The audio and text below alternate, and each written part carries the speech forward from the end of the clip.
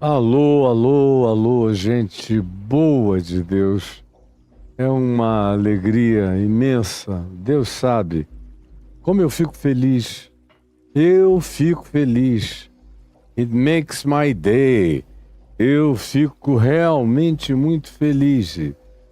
Toda ocasião em que, porventura, eu não tenho a chance de falar o Evangelho com você ou de produzir, gravar as coisas que me impregnam a alma, o ser, que são a minha circulação, que são a minha dinâmica celular, que tem a ver com todas as moções orgânicas, psíquicas, espirituais da minha existência, e todas elas têm a ver com esse bombear do coração espiritual mais profundo em mim.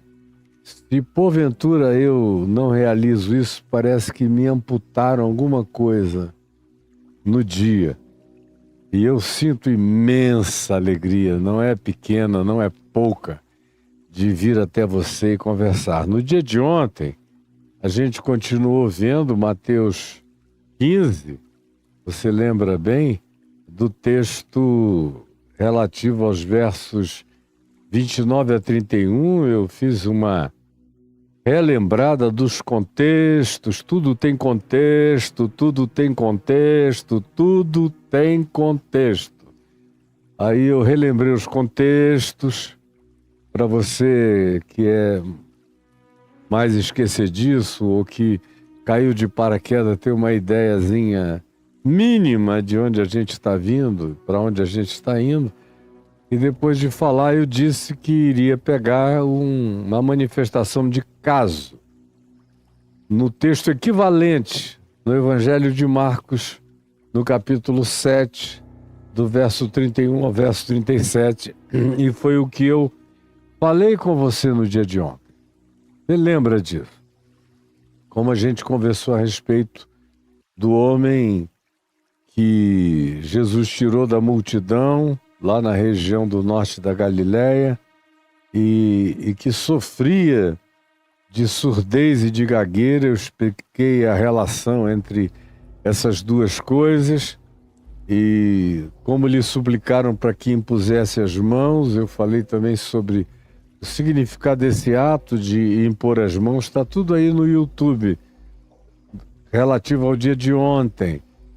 E aí, como Jesus curou o homem de uma maneira tosca para as interpretações politicamente corretas e ascéticas dos nossos dias, para as nossas noções de higiene e de etiqueta, que Jesus não obedecia a praticamente nenhuma delas. E como Jesus, ao curar o homem, toca-lhe os dedos nos ouvidos e depois tira saliva da sua própria língua e toca a língua do homem.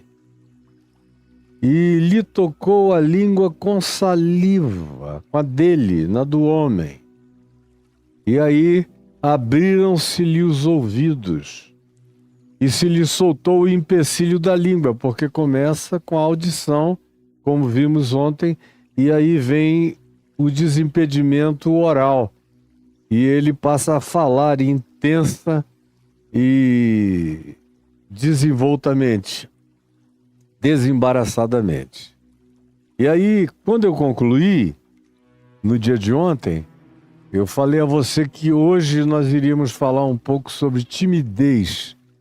Aí, porque eu disse que essa expressão de Jesus, aramaica, quando ele diz ao homem efatá, quer dizer abre-te, e respirou, suspirou,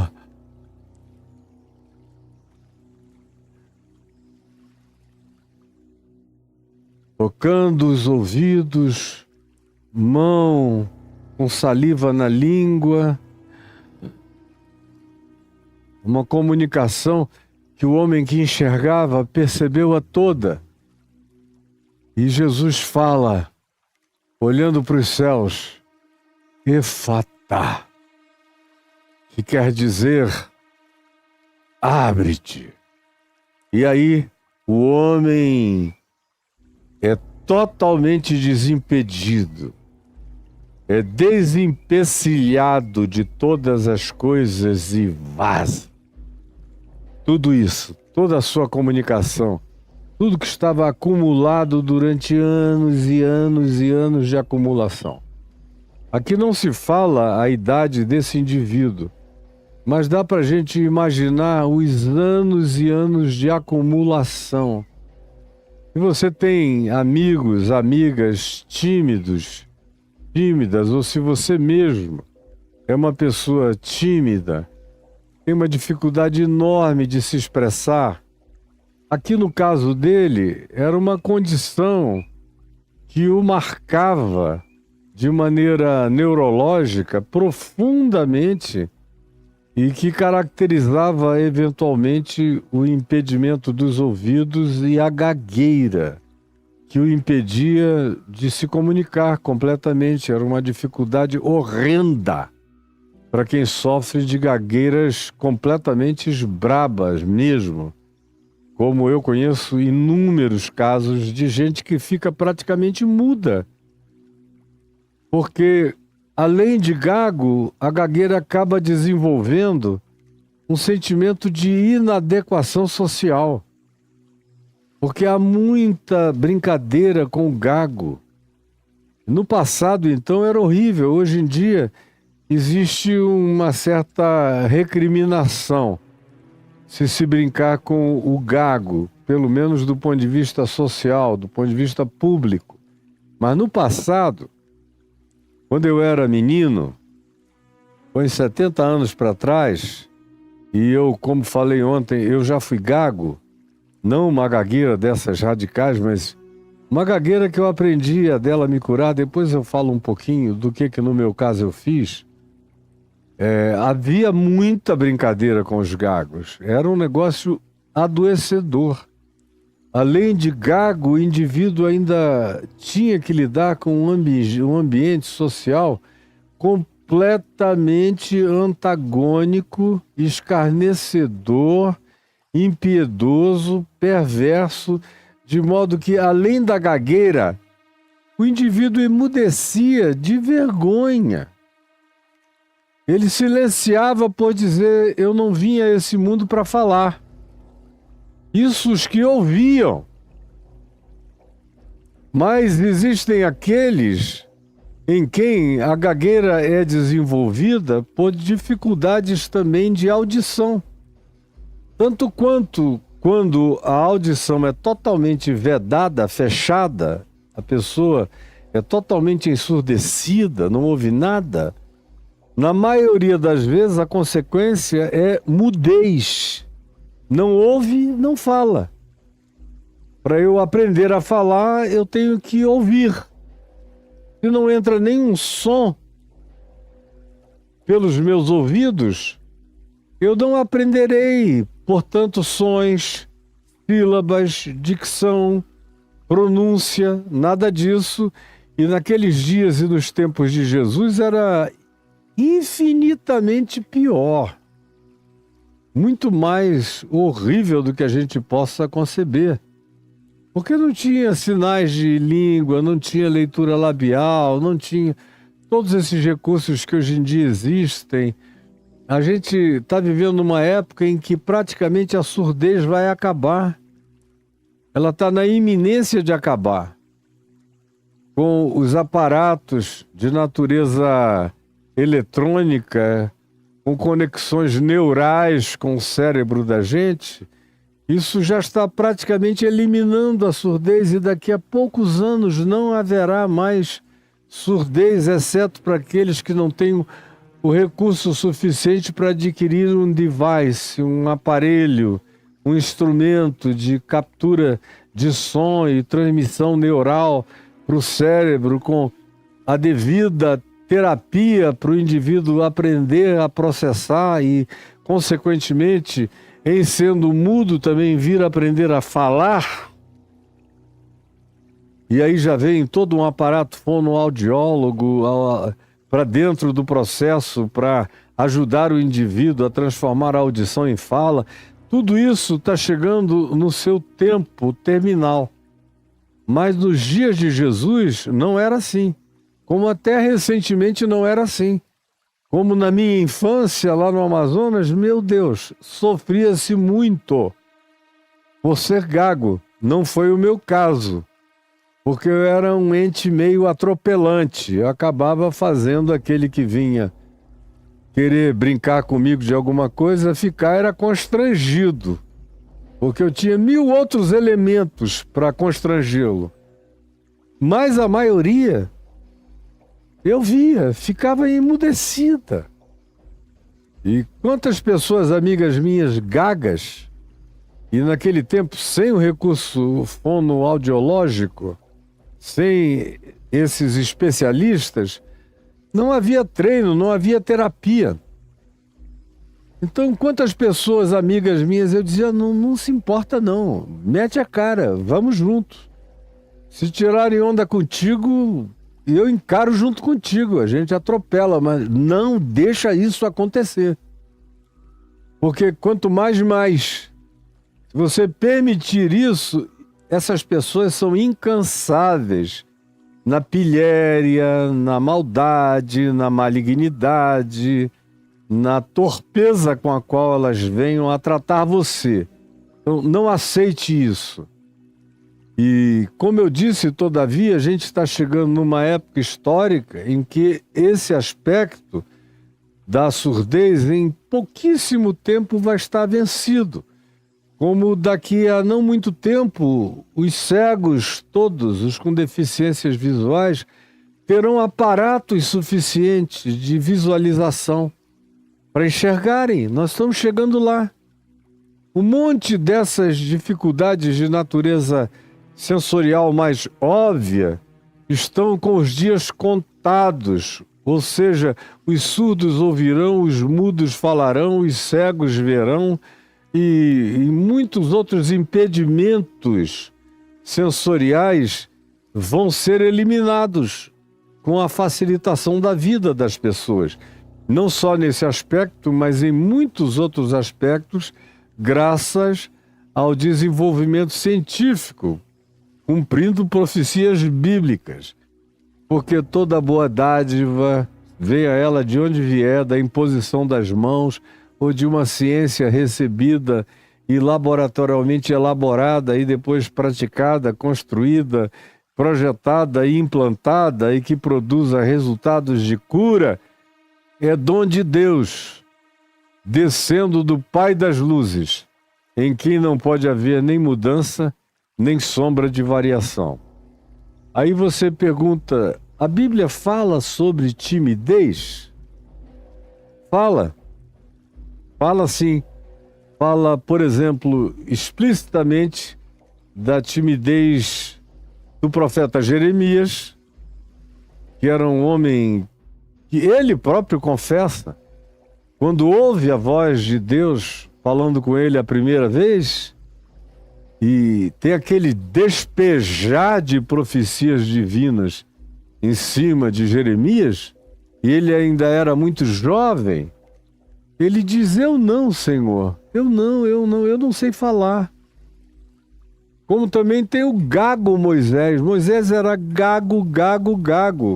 Ele foi gago antes no Egito, foi gago antes de ver a sarça ardente, foi gago depois de ver a sarça ardente e eventualmente morreu gago.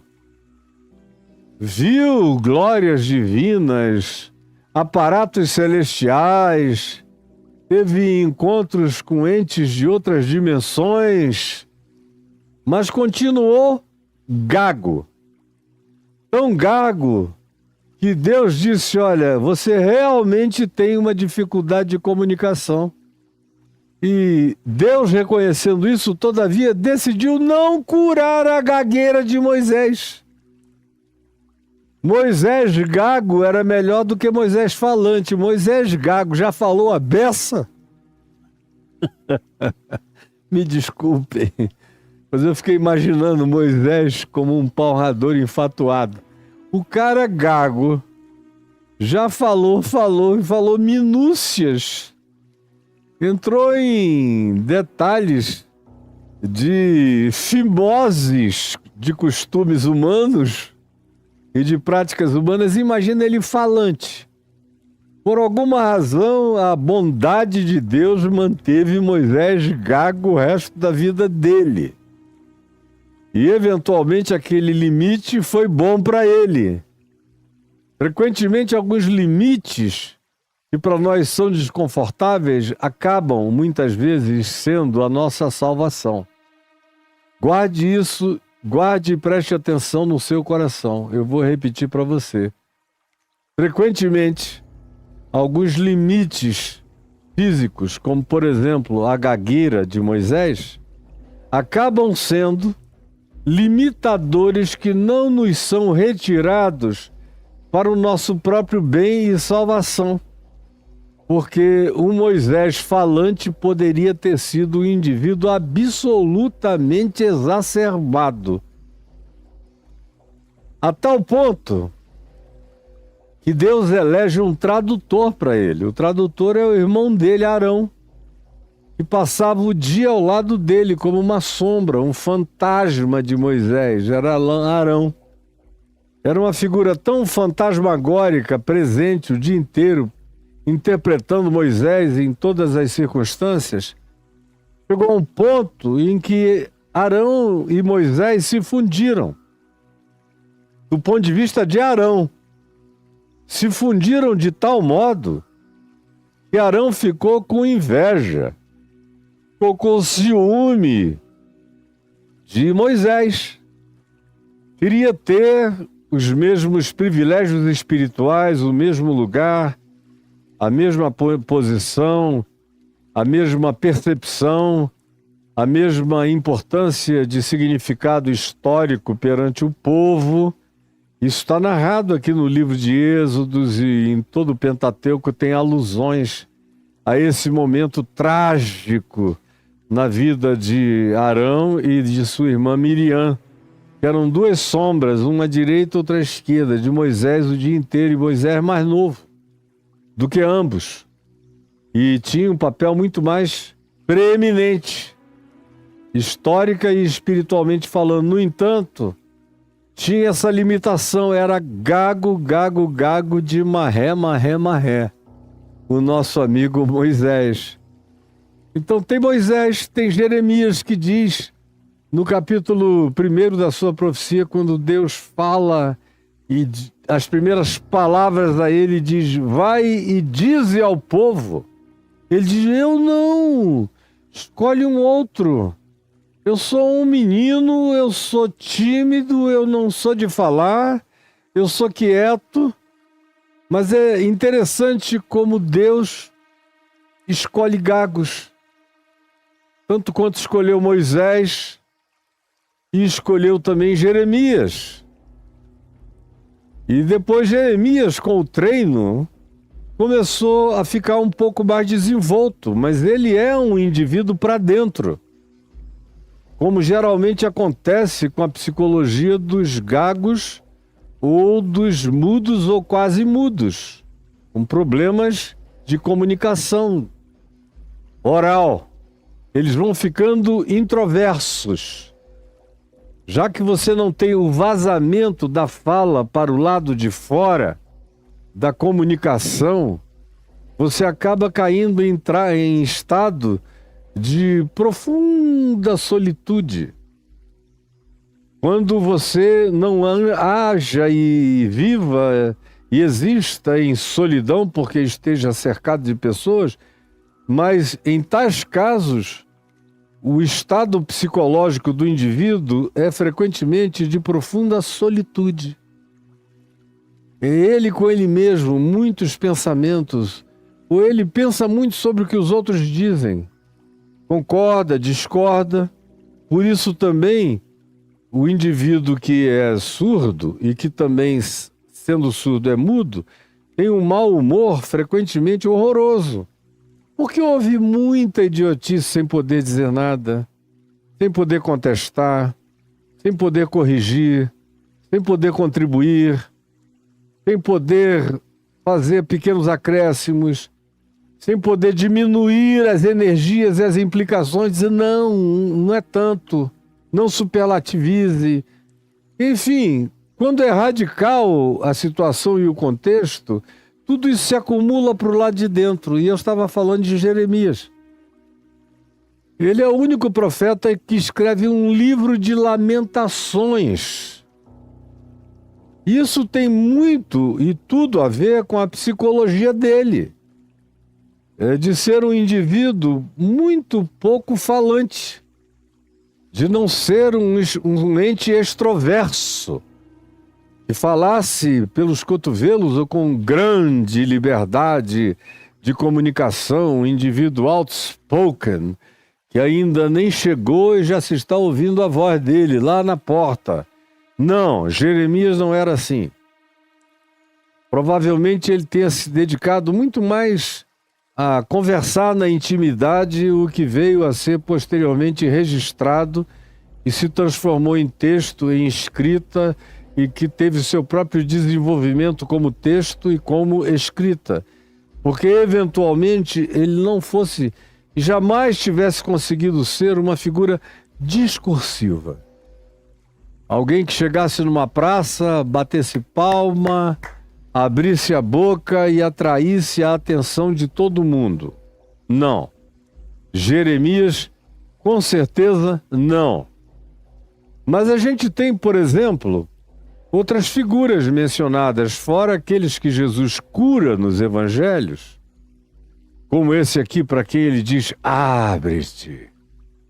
Porque do contrário o indivíduo ia ficar lacrado, fechado, com aquele tesouro todo dele bloqueado, como uma tumba antiga com uma pedra de toneladas na frente, com tudo guardado dentro sem que ele pudesse expor jamais, como é o seu caso, como é o caso de uma quantidade enorme de pessoas tímidas.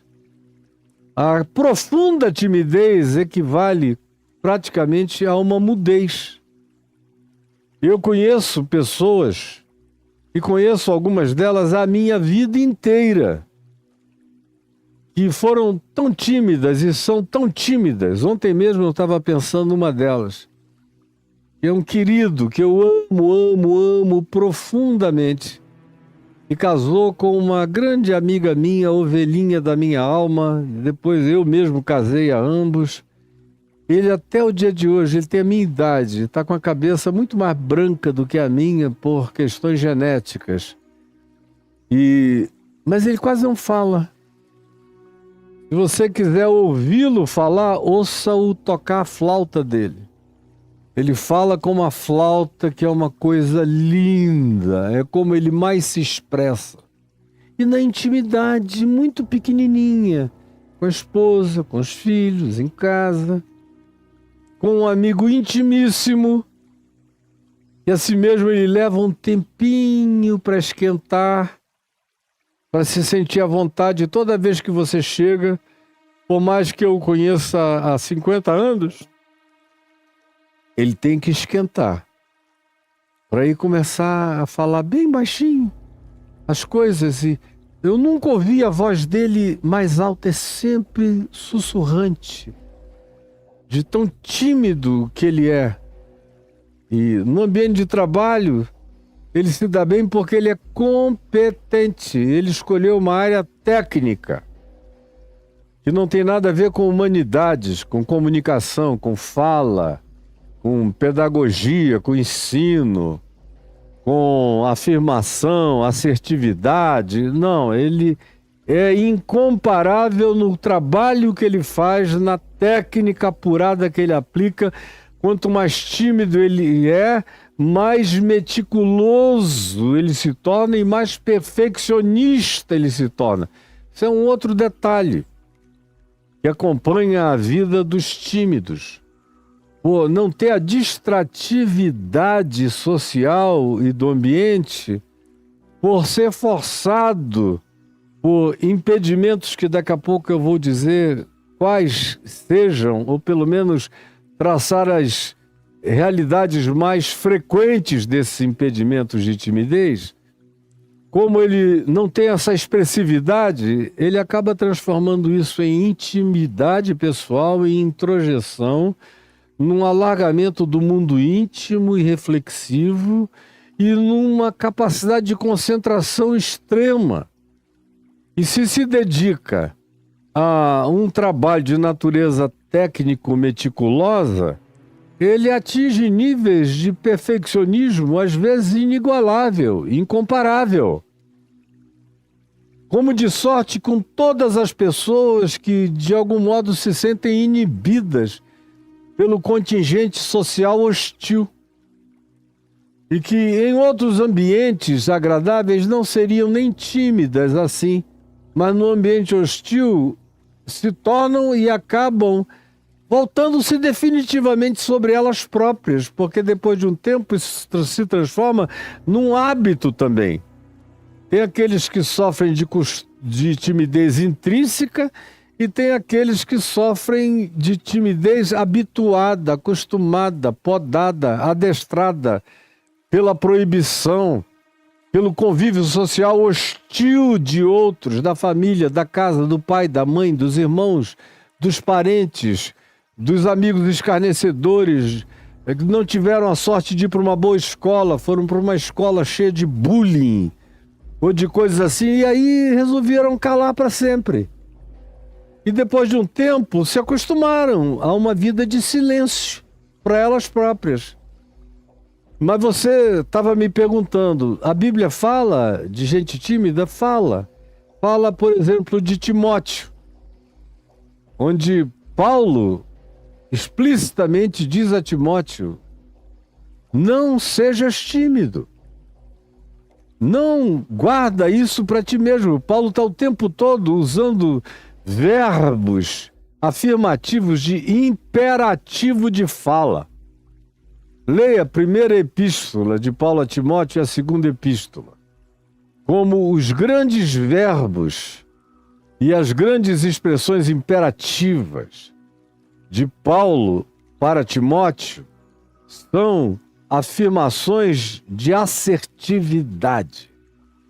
Fala, prega, insta, quer seja oportuno, quer não. Não te cales, não te envergonhes,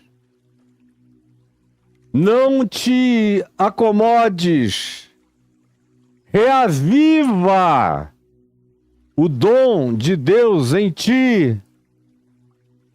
É em ti que eu confio. Eu não tenho mais quase ninguém comigo, eu só tenho a ti. Então é para ti que eu entrego esse bastião e tu tens que levá-lo adiante. Cura-te do teu estado de silêncio intimidado. Não te acovardes. Aí Paulo vai mais adiante e ainda insta Timóteo dizendo, pois, preste atenção nisso, pois Deus não nos deu espírito de timidez. Algumas traduções dizem espírito de timidez. Outras traduções, como a minha, na qual eu leio, na versão revista e atualizada da Sociedade Bíblica do Brasil, dizem, Deus não nos deu espírito de covardia, mas sim de poder, de amor e de moderação. Significando dizer que você pode não ser tímido, você pode ser assertivo, quando necessário você precisa às vezes ser imperativo nas suas decisões, posturas, colocações, atitudes e comportamentos, mas ao mesmo tempo tem que carregar dentro de si o espírito de poder, de amor e de moderação. Por mais que eu seja um indivíduo desinibido, assertivo, como às vezes eu sou até acusado disso. Tem gente que até confunde a minha assertividade com narcisismo. Eu já ouvi dizer, para mim ninguém fala, né? Mas eu já ouvi falar, não, o Caio é muito narcisista. Aí eu fico olhando, eu reconheço narcisismos. E reconheço narcisismo não apenas nos outros, mas Deus me deu a graça de me enxergar profundamente também. E eu sei que não existe esse narcisismo em mim. Eu não me cultuo. Eu podia me cultuar, meu Deus, no tempo que eu era unanimidade nacional, eu podia ter acendido incensos para mim mesmo. Como eu vejo gente aí que por uma gota do que eu tinha anda se incensando num narcisismo enorme. Eu sei, eu não sofro desse mal, porque eu já passei por esse teste de unanimidade absoluta, de incensamento de tudo e de todos, não só aqui, mas no mundo inteiro. Onde eu chegasse era uau! E eu não fiquei babaca, idiotado, narcisista, nada disso. Agora, o que as pessoas não conseguem, às vezes, ou por ignorância, ou mesmo por determinação de maldade, não querem fazer a diferenciação entre narcisismo, de um lado, e assertividade, segurança, certeza, convicção profunda, de outro lado, que é o que me domina. Toma conta de mim, e se eu disser que não é assim, eu estou sendo mentiroso e hipócrita para com vocês, porque eu sou assertivo. E não tenho nenhum problema quando a necessidade demanda de ser imperativo e de viver com as consequências. Sem lamentar das consequências, sem ficar com pena de mim, sem achar, ai meu Deus, por que não me entendem? Eu entendo que imperativos, assertividades, convicções, decisões inabaláveis, posturas dessa natureza produzem na mente de outras pessoas interpretações que nem sempre ou quase nunca correspondem necessariamente à verdade do que esteja em você. Mas e daí? Eu aprendi a viver com as consequências. Aliás, isso nunca foi algo que eu tenha precisado aprender a viver com, porque eu já nasci num treinamento simultâneo de ser assim e aprender a viver com isso naturalmente. Mas não era o caso de Timóteo. Paulo diz, pois Deus não nos deu, Timóteo, espírito de timidez, mas de poder, amor e moderação. Isso me remete direto para o dia do Pentecoste. Por que me remete para o dia do Pentecoste? Porque no Pentecoste, todos aqueles discípulos, inclusive Pedro, que era um ser outspoken, falava pelos cotovelos, falava demais até, por isso foi o mais repreendido, porque falava muito, mas faltava a ele poder, amor e moderação. Faltava poder, amor e moderação. Mas em que estado eles estavam? Todos eles. Aparentemente menos as mulheres. Mas os homens estavam todos em estado de timidez profunda. Profunda timidez. Escondidos, portas e janelas fechadas. Jesus apareceu a eles por 40 dias e 40 noites, comeu e bebeu com eles, mas eles não ganharam assertividade, mesmo vendo o Cristo ressuscitado, apalpando-o, pegando-o, toca aqui, vê aqui, ou comendo e bebendo com ele, como o livro de Atos dos Apóstolos nos diz. Por 40 dias comeram e beberam com ele depois da ressurreição, tipo, passa o vinho, passa o peixe, passa o pão. servindo a Jesus, que pegava o pão, partia e comia. Pegava o cálice do vinho e bebia. Comia o que quer que lhe fosse oferecido. Agradecia ao Pai, o ressuscitado, transfigurado, glorificado, presente entre eles, redimensionado, bem diante dos olhos deles. Todavia, isso não foi o bastante para tirar a timidez deles, mostrando uma lição para nós: que a cura para a timidez não vem do exterior para o interior. Porque no exterior daqueles apóstolos, depois que Jesus ressuscitou de entre os mortos, e eles encontraram e conviveram com ele durante 40 dias e 40 noites, e comeram, beberam e tocaram, e se sensorializaram nos toques em Jesus e em sendo tocados por Jesus durante aquele processo, mas isso não os curou da timidez que os tinha atingido pelo trauma, pelo pós-traumático da cruz. Estavam todos eles sofrendo de um pós-traumático da crucificação. E não só da crucificação, mas foi um pós-traumático que começou antes. Começou na casa de Caifás para Pedro, quando ele negou a Jesus 3 vezes. O Pedro extrovertido negou a Jesus 3 vezes e se engoliu. Pedro se engoliu. Se engoliu. Quem aparentemente de todos foi o que manteve a maior extroversão foi Timóteo. Foi Tomé. Tomé, o apóstolo, que chegou depois de Jesus ter aparecido aos discípulos num certo dia. Ele veio de fora, todo mundo com a porta e janela fechada, mas Tomé estava vindo da rua. Bateu na porta, abriram, era ele, e estava todo mundo celebrando, dizendo: o Senhor ressuscitou, já apareceu, já apareceu, já apareceu. Mas tudo no ambiente fechado. Pro lado de fora, ninguém saiu correndo para gritar para os vizinhos: olha, Jesus apareceu! Não, estava todo mundo intimidado.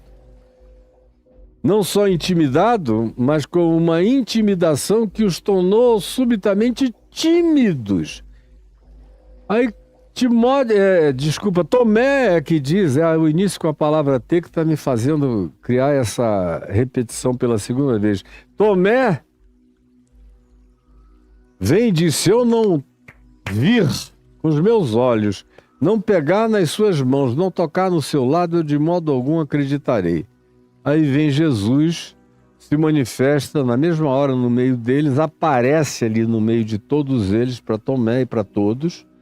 E Tomé então grita: Senhor meu e Deus meu. E aí vocês conhecem a sequência da história. Mas por que eu disse que o impressionamento de Jesus ressuscitado, glorificado, transfigurado, para além da morte, onde eles olhavam e viam todos os traços do Cristo histórico, inolvidavelmente presentes no Jesus ressuscitado. Mas ao mesmo tempo eles viam o apagamento de todas as contingências do espaço-tempo na face de Jesus. Nenhum pé de galinha, nenhuma dobra, nenhum queimado de sol, nenhum desgaste de 33 anos de existência no meio da brutalização de uma vida naqueles dias, mãos sem calo, tudo o que antes tinha caracterizado a natureza histórica do Jesus andante com eles, agora depois da ressurreição, esses elementos da contingencialidade espaço-temporal estavam suspensos. E eles conseguiam ver uma aura, uma luz sutil, suave, uma graça, uma emanação. Está tudo isso ali diante deles. Era glória, poderosamente sutil, sentada, conversando com eles, partindo pão, comendo e bebendo durante mais de um mês. 40 dias e 40 noites. Mas não foi o suficiente para curar a timidez deles. Não foi. Aí vem o Pentecoste. Eles viram Jesus subir aos céus, perguntaram: escuta, tu vais voltar? Jesus disse: fiquem na cidade, até que do alto sejais revestidos de dunamis, que é a mesma palavra que designa a explosão da dinamite. A palavra dinamite vem da palavra grega dunamis, que é explosão. Fiquem em Jerusalém, orando, até que, não é para sempre não, é só até que. Depois eles transgrediram e quiseram ficar para sempre lá e adoeceram. Muitos deles adoeceram de si mesmos. Porque o que Jesus disse foi: não, fiquem em Jerusalém até que do alto sejais revestidos de explosão, de poder, de dunamis. E eles ficaram mais 10 dias em Jerusalém, os apóstolos, a mãe, as irmãs, os irmãos, a família de Jesus, um grupo de outros indivíduos mais íntimos, eram cerca de 120. Diz o livro de Atos que estavam ali orando de dia e de noite, esperando esse dunamis, esperando o Espírito Santo, esperando a manifestação do que Jesus prometera a eles, até que chega o dia do Pentecostes, daquela festa judaica de gratidão, e eles ouviram um som de longe chegando como de um vento impetuoso, soprando em todo lugar. Som como de um vento impetuoso. E foi entrando na casa, que estava toda trancada, entrando pelas brechas, pelos furos, foi enchendo a casa. Aquele vento tomou conta da casa. Os cabelos podiam ser levantados dentro da casa, com tudo fechado, com tudo trancado. E o vento, o Ruá, presente, o Espírito, o sopro. E aí eles começaram a olhar uns sobre as cabeças dos outros, e havia na cabeça de cada um deles línguas como de fogo, chamas, labaredas. E eles, olha a primeira coisa que acontece quando o dunamis vem. Quando essa timidez decorrente do pós-traumático, da negação, da fuga, da covardia, da frouxidão, que os pusera todos em retirada, todos em negação, Judas em traição, todos, à exceção das mulheres. Quando esse vento impetuoso invade a casa e as línguas como de fogo pousam sobre eles, e eles são explodidos de dentro para fora, eles começam a falar em outras línguas. Outras línguas. Olha só, você falar em outras línguas depois de adulto, e ali não tinha criança. Criança fala em outras línguas com a maior facilidade. Você viaja, como eu viajei, com 32 anos de idade, para a Califórnia, sabendo um inglesinho macarrônico de nada, só inglês de hotel, de avião, e de táxi, e de troca de dinheiro nas casas de câmbio, e de inglês de turista, de viagem. Porque onde quer que até os 32 anos eu fosse pregar, sempre ia um intérprete comigo, até que eu cansei e falei, não, eu vou falar inglês fluentemente. Se eu conseguir, eu vou falar como eu falo português, com uma grandeza vernacular mais ampla possível daquela que Deus me deu em português. E eu vou me dedicar, e todo mundo que me conhece na intimidade sabe que quando eu me embioco e me dedico a uma coisa, eu vou até o fundo do poço. E eu levei os meus filhos. Conclusão, logo, 2 meses depois, o Ciro já ganhou um concurso de spelling entre todas as escolas de San Bernardino County, com 11 anos de idade. O meu outro filho, Davi, com 10 anos de idade, estava começando a falar inglês com os amigos. Ele gostava muito da cultura negra, ele já estava falando igual um black e aprendendo todos os aspectos da cultura. O Lucas mudou de língua, tanto é que quando ele morreu aos 22 anos, a língua básica, a primeira língua dele era inglês, o português virou a segunda. E a Juliana logo estava começando a falar inglês, pequenininha. Porque para criança não é problema, agora para o burrão velho, que sou eu aqui, meu Deus, só ele sabe o que eu ralei para falar em outras línguas, para falar inglês. Me puseram na melhor escola de inglês como segunda língua dos Estados Unidos, que era a do Pitzer College, lá em Claremont. E foi lá que eu estudei com os melhores professores. Me puseram numa classe de PhDs, não na classe dos que vinham aprender inglês. Porque me deram lá livros de filosofia para ler, e filosofia com os big words de inglês, que são todas de origem latina, para mim era como estar lendo português. Eu li aquilo. Agora, se você me pusesse um livreto estilo Tom Sawyer para eu ler, aí, e levou um catiripapo no pé do ouvido e saiu catando cavaco, expressões desse tipo, eu não ia saber nunca. Tinha que ter uma imersão muito mais profunda. Eu fiquei ali 8, 9 horas por dia naquele negócio. Peguei o Novo Testamento, coloquei no ouvido e eu ouvia o resto do tempo o Novo Testamento, que eu sabia todo o decor em português. Então eu fui criando associações, fazia aqueles deveres de casa, que eu começava às 7 da noite, terminava meia-noite com uma entrega absoluta. Aí ia para a cama dormir, colocava de novo o Novo Testamento no ouvido em inglês e passava a noite ouvindo. Eu aprendi preposições em inglês, tudo aqui no inconsciente.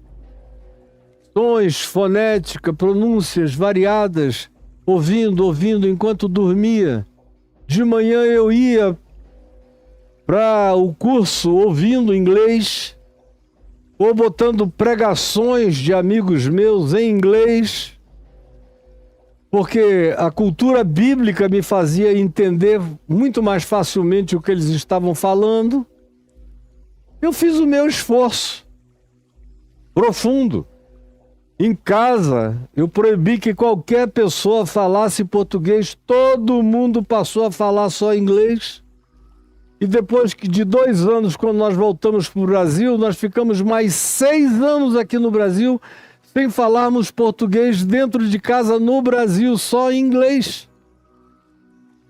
E o meu filho Lucas, até morrer e partir para a eternidade, só falava inglês comigo.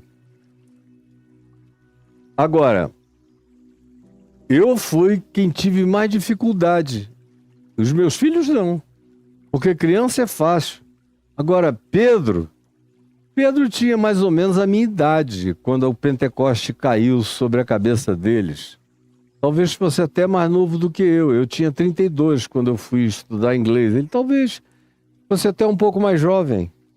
Todos eles com certeza fossem, mas para você aprender uma outra língua, depois que você passa de 7 anos de idade, complica mais. Depois que passa de 12, um pouco mais. Depois que passa de 18, começa a ficar difícil.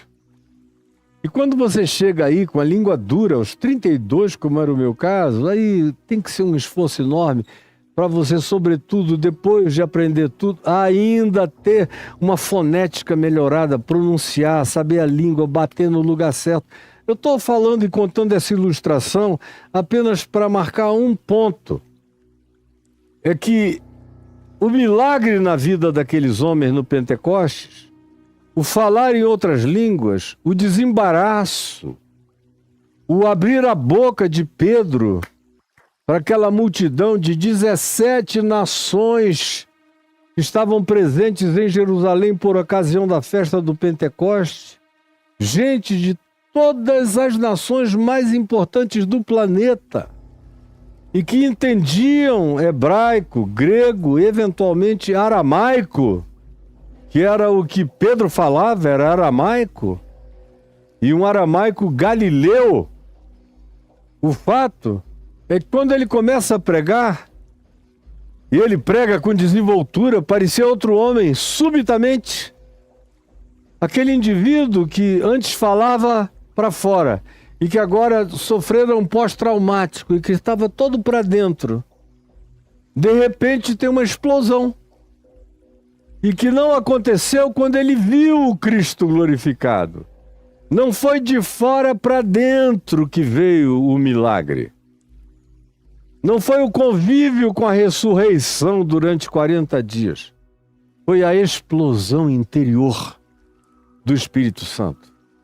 Daí a ênfase de Paulo a Timóteo dizendo: reavives, acende a chama. Paulo usa a mesma expressão da chama de fogo no Pentecoste, na cabeça dos discípulos.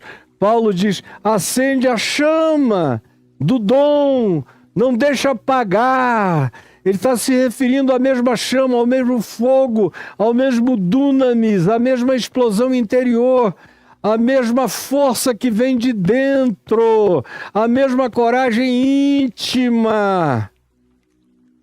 Não deixes que se apague a chama do Espírito. Reacende essa chama em ti e abre a boca e fala e insta e prega e declara e exorta e adverte. E o coloca numa condição de um ente adversativo em relação à geração dele, quando toda hora diz: tu porém, tu porém, tu, porém, e o coloca nessa condição de ente adversativo geracional. Para ser um ente adversativo geracional, você tem que ter coragem. Não pode ser tomado de espírito de timidez nem de covardia. Mas tem que estar possuído de espírito de poder, de dunamis. Poder de amor. Porque não basta poder. Poder sem amor pode se tornar forte demais, ferino demais, agressivo demais, impróprio demais, inadequado demais, veemente demais, atropelante demais. Poder, mas amor. Sensatez. Como ele diz na próxima declaração, moderação. Poder é essencial. Amor é mais profundamente que essencial. E moderação é o que dá toda a condição de que o poder se canalize com sabedoria útil para o aproveitamento de todos e dos demais. É o que Paulo diz. Aí você diz, e a Bíblia fala só isso sobre timidez? Embora não seja só isso. O que eu estou dizendo aqui, para quem um pingo é letra, já é coisa pra caramba. Tem um monte de psicólogos me vendo, me ouvindo, aprendendo, entendendo fenômenos através das descrições. Para quem não entende direito, parece que eu estou contando uma história. Mas para quem faz leituras fenomenológicas do que ouve, um pingo é letra. O cara está dizendo aí, uau, entendi uma, entendi outra. É verdade, eureka, eu não sabia. Poxa, que coisa mais óbvia, mais clara, agora eu sei. Mas, voltando ao tema, É só aqui que se fala de timidez? Não. No Apocalipse, no capítulo 21, tem traduções mal feitas e mal aplicadas, onde a palavra timidez é usada. Lá no capítulo 21, se não houver engano meu, eu creio que no verso 7 do capítulo 21 do Apocalipse, é que diz que fora da Nova Jerusalém, da sociedade ressurreta glorificada, fora ficarão, lá se diz, os tímidos. Eu me lembro que, quando eu era criança, os pregadores que eu ouvia liam na Bíblia revista e corrigida, ou em versões até mais antiquadas, aonde se dizia, fora ficam os tímidos. Eu não era tímido, não me afetava, mas eu tinha 2 primos tímidos ao extremo. Eu dizia, que negócio é esse? Que maldade é essa? Só porque o cara é tímido. E eu tinha também alguns amigos de rua, de bola, de pipa, de papagaio, de peão, de polícia ladrão, de brincadeira, de sacanagem, de safadeza infantil, de molecagem, de peroto no pescoço, que quase não falavam. E eu me entendia muito bem com eles porque a gente sabia um ao outro, a gente se conhecia, a gente se entendia, era olhar e saber em que direção e o que fazer. Mas eles quase não falavam. A minha avó, mãe velhinha, dizia, escuta, esse menino é mudo. Você traz ele aqui em casa, eu pergunto se ele quer água, nem para dizer que quer água. Ele diz, ele fica olhando para você interpretar para ele. Eu digo, é claro que ele quer, avó, peraí, deixa que eu dou. Calados. E eu li aquilo ali e dizia, não. Essa Bíblia está errada. Aí na minha aqui, que é a versão revista e atualizada, tem uma tradução que mudou de tímido para covarde. É um pouco menos ruim, desde que você entenda qual é o significado de covardia no texto aqui do Apocalipse, no capítulo 21. Eu creio que é o verso 7. Se não for, você acha aí e me corrija na sua mente. Mas não é importante. Está aí, Apocalipse 21. Trocaram tímidos por covardes. Que covardia é essa? É a covardia de saber tudo sobre Jesus e não afirmar. É a covardia de ter sido atravessado pelo amor de Deus e negar. É a covardia de ter sido amado e saber ser amado, desejado e incluído. Mas ao mesmo tempo dizer, não, se eu disser que eu creio, que eu amo, que eu sou dele, eu vou perder aumento salarial, eu vou isso, eu vou aquilo outro. Estão me perguntando, mas eu vou dizer que não, eu vou fingir que não sei nada, eu vou passar desapercebido, eu vou viver a vida sem nenhuma gravidade do Evangelho. O Evangelho é só para dentro do meu quarto, para minha intimidade. Eu não vou nem falar sobre isso com a minha mulher, nem com os meus filhos, nem com parentes, nem com ninguém, muito menos no trabalho, muito menos no ambiente político, muito menos em qualquer que seja a relação de entretenimento, muito menos no namoro, muito menos em qualquer coisa. Isso não vai vazar de mim jamais.